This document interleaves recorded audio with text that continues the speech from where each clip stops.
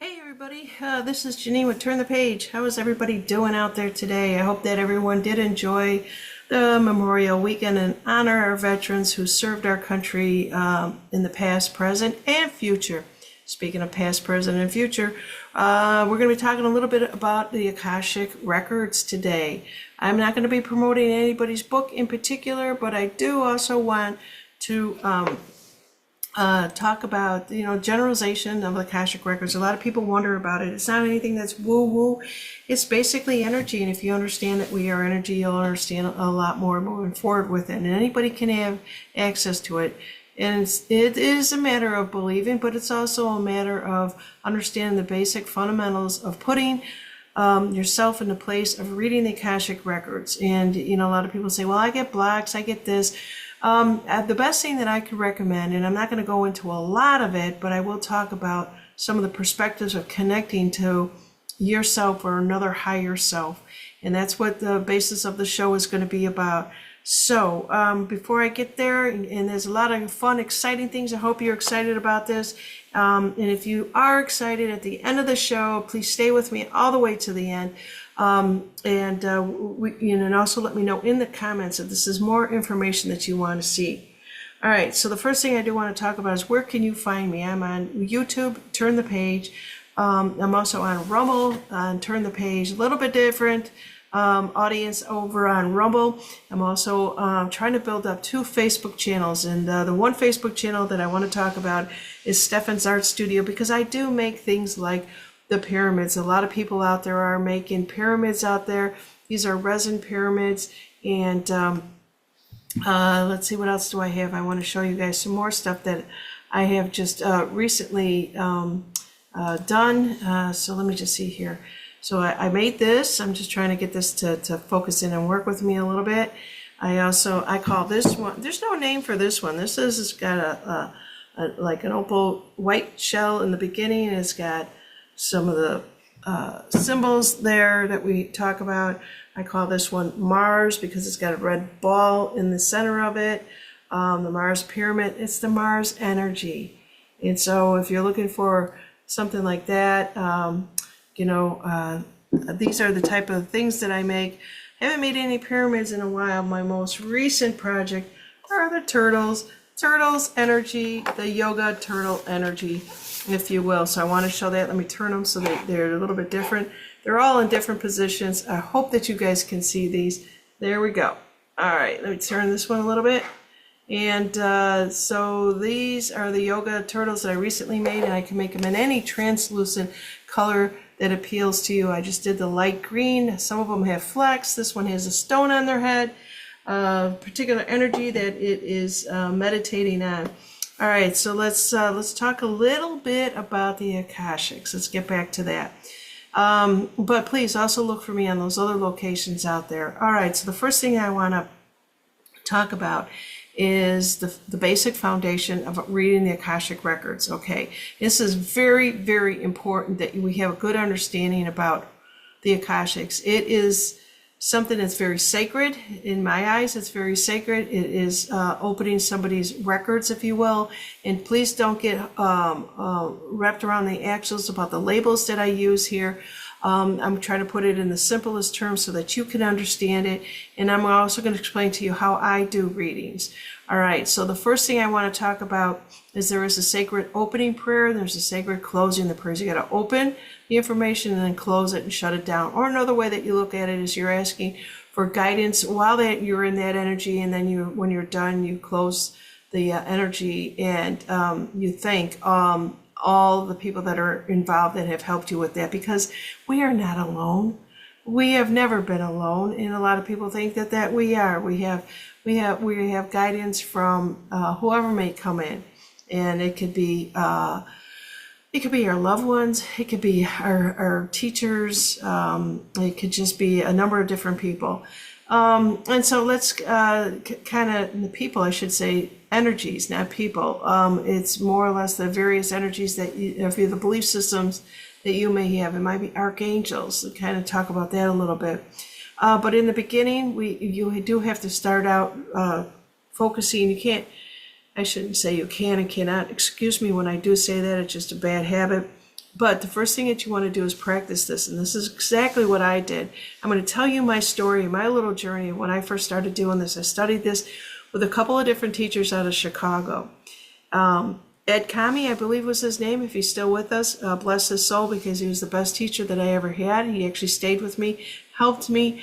I couldn't believe the energies when I was learning from him. And also, too, there were a couple of other women. There were a tag team that would teach you more on the journaling side of things. You had to really understand that you have to be grounded in reading the Akashics. And what do I mean by that? Your eyes are open, you are awake, but you're pulling in the information.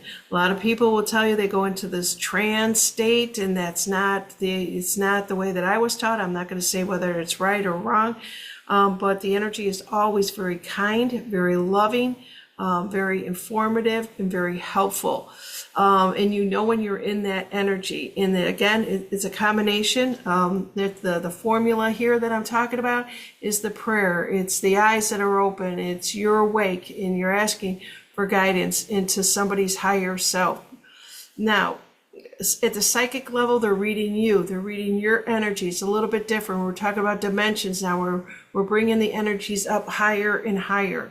And how many levels can you go? It all depends on the person that has done the work, done the reading. And as myself, I've done it for over 25 years.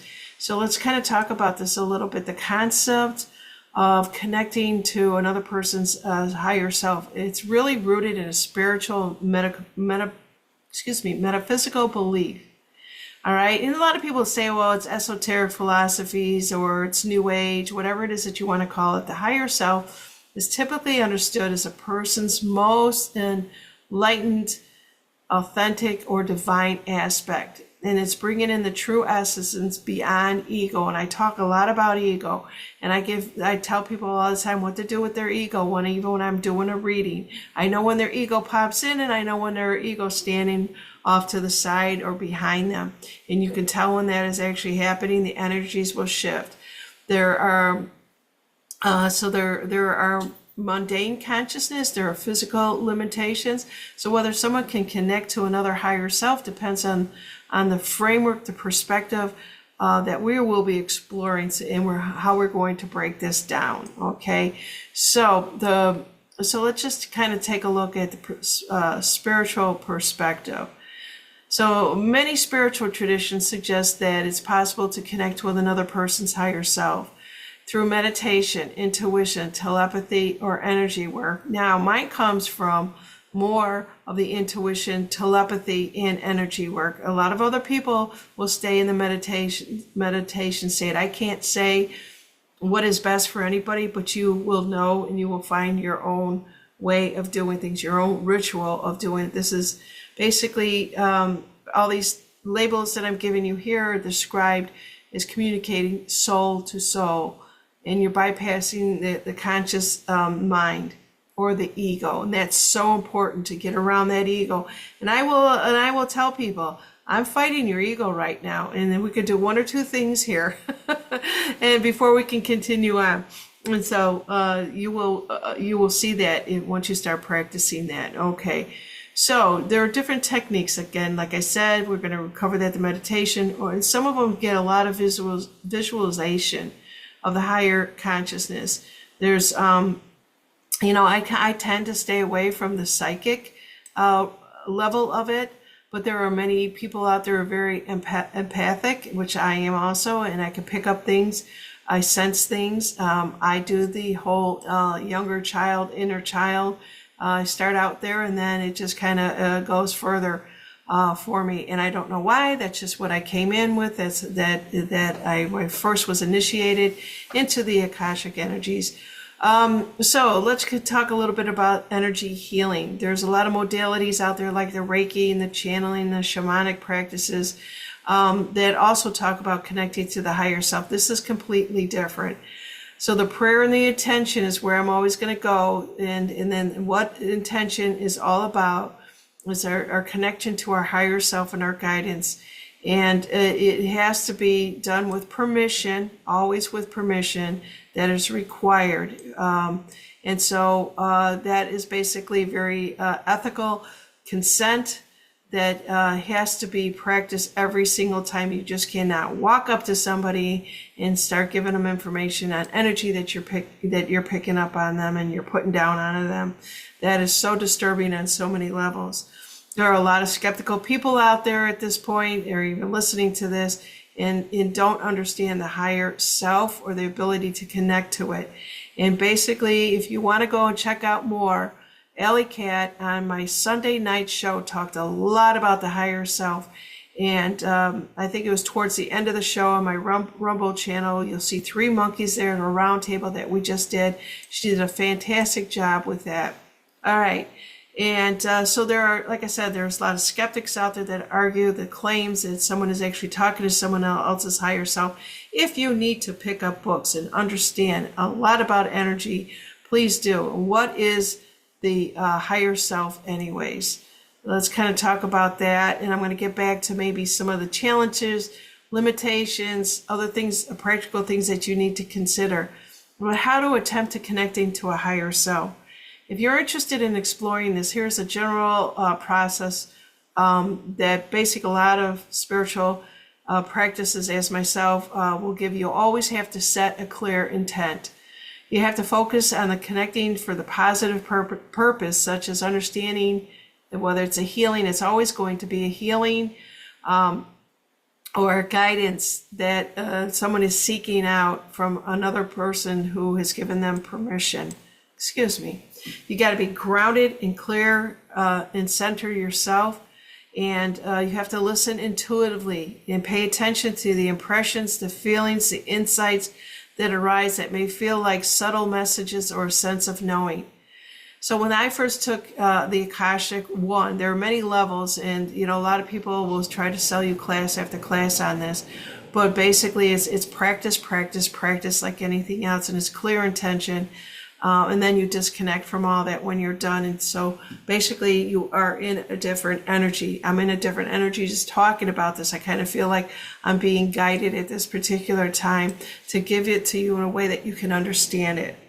There are spiritual communities out there that will always talk about this, but please pick and choose your community if you want to learn this and move on, if you're attracted to something like this. So in conclusion, with the spiritual framework that I'm kind of giving to you about a person's higher self through the practice like meditation, energy work, intuitive work, what does that all mean? It's nothing you on a day-to-day basis. If you use your 6 senses, that is a framework that you can relate to. Dogs have another framework that they are picking up. They can't speak verbally, but they have another way of sensing. And that's really all that this is. The more the practice that you do, if you could do 30 days of practicing, and if you want to practice on other people so that you can see and feel the evolutions of your experience and the visualization and the connections that you are making, and one of the things that I'm going to go back to, attempting to connect to someone else's higher self. People will use other visualizations as a cord of light, if you will. It's an energy field that connects the soul to soul. I used to see that, and I don't. Maybe that's how it happened for me. I used to see this bright golden light that used to come in, and then it's almost as if I was jumping on another energy level to go in there. I listen intuitively. I pay attention to impressions, feelings, insights that arise, and other messages that are a sense of knowing.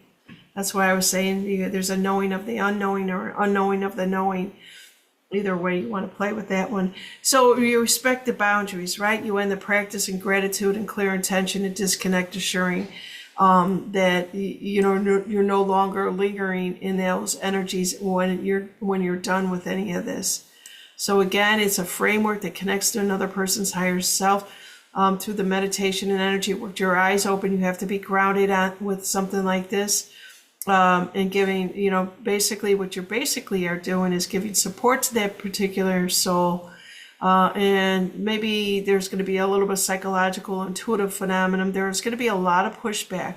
People want certain things, but they're not willing to let go of certain stuff.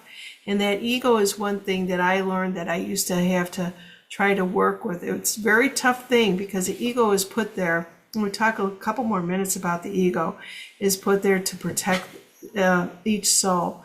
They come in, and one of the things that I do pick up is when they develop this ego. It could be as early as 3 years. I've seen it at the age of 3, and then it goes up from there. But it's to make them feel safe. Safe is good on some level, but it also is stuck on another level. So if you're exploring this in approaches with respect to ethical consideration, focus on your own spiritual clarity.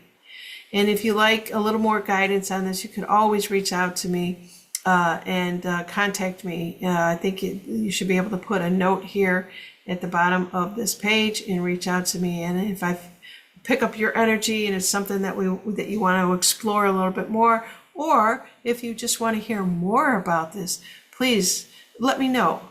Share, like, and subscribe, and leave me a message. I'd love to hear what you have to say about this.